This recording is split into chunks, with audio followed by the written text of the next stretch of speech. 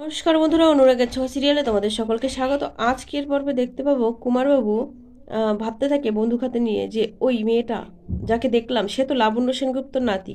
ওই মেয়েটা তো আমাকে দেখেছে, ওই মেয়েটাকে আমাকে দেখে চিনে ফেললো। না না না না, আমাকে সবার আগে ওই মেয়েটাকে শেষ করতে হবে। অন্যদিকে আমরা দেখতে পাবো যে কুমারবাবুর পাঠানো গুন্ডারা সেই সূর্যদীপা, সাক্ষ্যদীপ স্যার, চারু সকলে সবাই মিলে সব পরিবারে যখন বাসে করে তারা পিকনিক স্পটে যাবে, তারা সে একটা বাস আনে। সেই বাসের ব্রেক ফেল করিয়ে দেয় কুমারবাবু একটা গুন্ডা ভাড়া করে। সেই গুন্ডাটা ভাবে তাড়াতাড়ি আমাকে এই কাজটা করে এখান থেকে সরে যেতে হবে। ওদিকে গাড়ির ব্রেক ফেল করে দেয়, আর এর এদিকে দীপা, সূর্য তারা পুরো পুরো পরিবার সেই বাসে উঠে পড়ে। তারা বুঝতেও পারে না যে এই গাড়িটার ব্রেক ফেল, তারা যে কত বড় বিপদের মধ্যে রয়েছে। ভয়ঙ্কর একটি অ্যাক্সিডেন্টের মধ্যে পড়তে চলেছে সেনগুপ্ত পরিবার। কি হবে সূর্যদীপার সাথে? বাসের মধ্যে উঠে সকলে কিন্তু খুবই আনন্দ করে আন্তাক্ষরী খেলতে খেলতে যায়, খুব আনন্দ করে সকলে মিলে।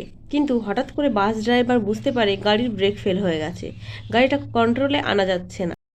ওদিকে বাস ড্রাইভার বলে ওঠে, সাব গাড়ির ব্রেক ফেল হয়ে গেছে। সূর্য, সাক্ষ্যদীপ, জয়, বাস ভর্তি সকলে কিন্তু চিৎকার করতে থাকে, এটা কিভাবে সম্ভব? সূর্য, সাক্ষ্যদীপ, জয় সবাই বলে এটা কিভাবে সম্ভব, কি কি করে হলো এটা? রূপা মনে মনে ভাবতে থাকে, কে করলো আমাদের সাথে এরকম? কেউ তো নিশ্চয়ই করেছে। তারা চিৎকার করতে থাকে, তারা কি করে বাঁচবে সবাই? কুমারবাবু প্রতিশোধ নেওয়ার জন্য আজ সেনগুপ্ত পরিবার পুরো ধ্বংস করে দিতে চলেছে। বাসটা যদি পাল্টি খায় বা বাসটা যদি একটা অ্যাক্সিডেন্ট ঘটে যায় তাহলে তো পুরো পরিবারই শেষ।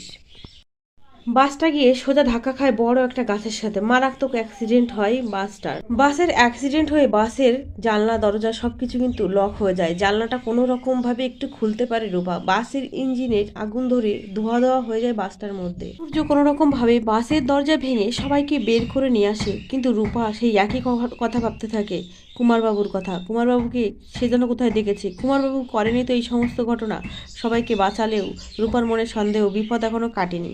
রূপা যে ভয়টা পাচ্ছিল সেই ভয়ের কথা রূপা তার মাকে জানায়। তার মাকে বলে, মা কাল যখন তোমার শাড়ির আঁচলে আগুন ধরেছিল তখন কিন্তু আমি কাউকে দেখতে পেয়েছিলাম যিনি আমাদেরকে ফলো করছে। আমার মনে হয় ওই লোকটাই কিন্তু আমাদের ফলো করছে, আমাদের ক্ষতি করতে চাইছে, আমাদের সকলকে একসাথে হতে দেবে না।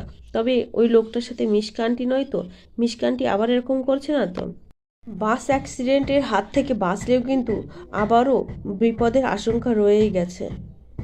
কিন্তু সেনগুপ্ত পরিবারকে শেষ না করা পর্যন্ত শান্ত হবেই না।